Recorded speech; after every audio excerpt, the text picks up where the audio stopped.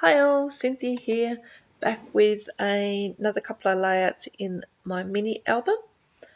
So I've gone through the papers here. These are the papers that I received in my November kit from the Wild Hare kits, and they're absolutely gorgeous. I love this Pink Fresh Studio Indigo Heels 2 collection, which this paper is from, and a couple of other papers that I use as well. So I've taken this one that has these flowers, leaves, whatever you'd like to call it, around it, and I'm just going to fussy cut out a little bit, and I'm going to layer that alongside of the photo. So I'm just measuring again what size my piece of paper is that I need. So I'm using the Heidi Swap, or a Heidi Swap planner as the album.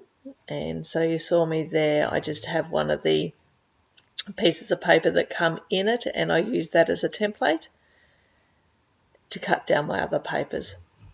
So I'm liking the way that looks, but I'm just wanting to have a little bit more of this floral here. So I go back and I trim out some more leaves, and I am going to place them on top of the photo, or not on top of the photo, but above the photo, just to fill in a little bit more of that space up the top.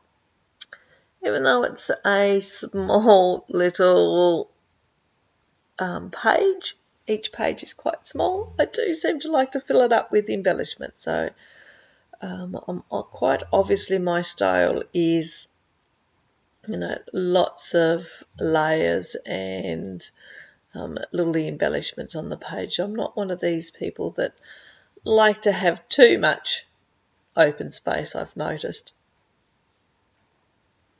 So now I'll pull out the stickers. They are from a Maggie Holmes collection, and every time I sit down I think I should have the name of the collection in front of me, but I don't have it again. Oh, I can't remember what it's called. No, not coming to me. If you go back and have a look at my unboxing video, and I'll try to remember to link that above or below, I certainly name all the items that I get in the collection, but I just can't quite remember what this one is. So I pulled out a little doily, a half a doily from my stash, and I'm just going to layer that behind the photo just to help it stand out from the back a little bit, because the jacket that she's wearing is blue and the background's blue, so it just helps it stand out a little bit more. Pulled out my little hole punch, and I'm just going to repunch the holes in the page, and I'm just using that original planner page as the template, as I spoke about. Pulled off these gorgeous wood veneer pieces. They come in the Pink Fresh Studio collection as well, and I'm just going to use, I think I use a couple of these, one up the top and one down the bottom. Love the little gold flickers that they have throughout the pieces. Going to pull off a couple of the little stickers here from this sticker sheet, and I'm going to use a couple of those. I think I used the butterfly, and this bee here makes it onto the page. I want to say the collection's either homegrown or homespun, or is that the patio collection? The Maggie Holmes one? One of the two. And I think that's pretty much it on that one. I do come back in and I follow on with another page straight up, so you'll see me do that. There we go. That's the next photo that I'm going to work on. So when I do work on these, this album, I generally do at least 2 photos in one sitting. It doesn't take me too long. It takes me about half hour to do both pages.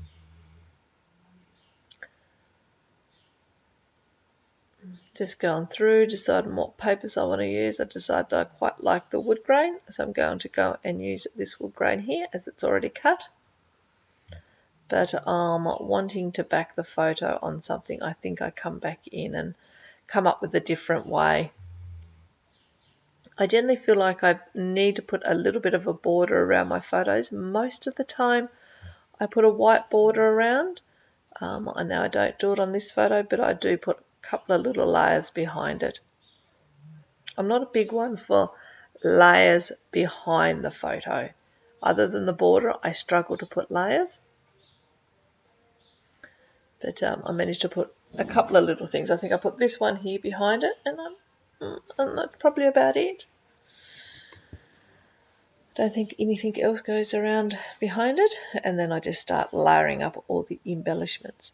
So with that little leaves, the reeves, branch, I'll call it, the actual little centres does pop out. So I take out my tweezers in a moment, and I pop out the centres. So when you see me lay it back down, it looks not quite such a solid leaves. Just seeing what else I can use. I start layering a few things up. I quite like that, but I really do like the actual piece with that writing in the middle, and I want to use it on something else, so I don't layer that one behind it.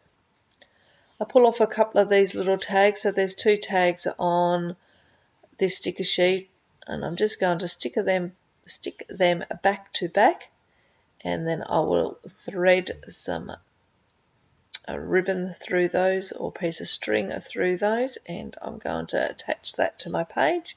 So it's a bit of an interactive element. So as you saw, none of these pages are going in a sleeve, a page protector. They're all going to be just loose papers well, not loose, but they're not in a sleeve.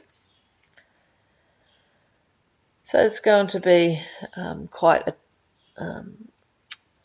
textured, if that's the word I'm trying to come up with, interactive. So you're going to be able to touch and feel the pieces. There you go. I've popped out the centres of those leaves there, and you now can see that it's not as solid, which I think looks quite nice. I'm going to stick this little sticker behind there. I'll layer up a couple of these word sentiment strips here. Grab out my twine, going to put a little knot in that, and have a look around where I can put it. I try a couple of different places, but I'm going to end up putting it up in the top left-hand corner and just going to trim it down a little bit short, so it's not hanging down over the photo, but it's just hanging there. I pull out my stapler and put a couple of staples in there and just trim the back off.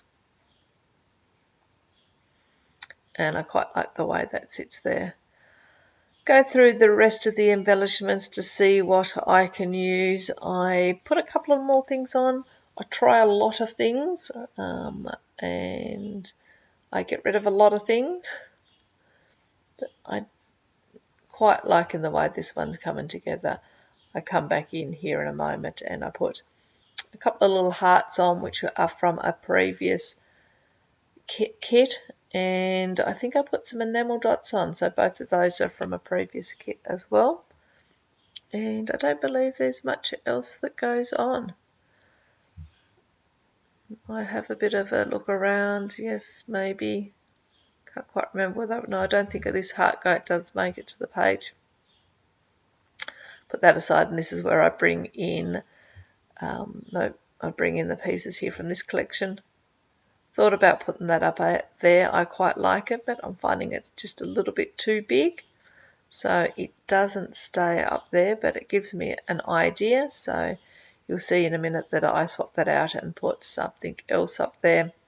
As I'm going through this container here, I come across the washi tape that came in a previous kit. It's a nice gold glitter washi tape, and I think it's from the Heidi Swap Hawthorne collection, if I remember correctly. Which this paper here could be from. I think on the back of this paper is the actual Hawthorne paper, which is the one that has those beautiful deep purple roses. And I really like those. Put a couple of enamel dots on, but take 2 of them off, and I just leave the one on, and this is where I come across this tape. I put a couple of strips of those down, and it's pretty much the end of the layout. There are some nice close-up photos coming up, so make sure you hang around to have a look at those. I do come back in off camera and use some glue to glue those down, as they that tape down, as I generally find washi tape doesn't stick very well. Anyway, thank you very much for sticking with me this far. Please give me a thumbs up if you like this process. Leave me a comment. Love reading all your comments. And until next time, everyone have a lovely day, a lovely week, or a lovely month, and I'll catch you on the next video. Until then, everyone have a good day. Bye.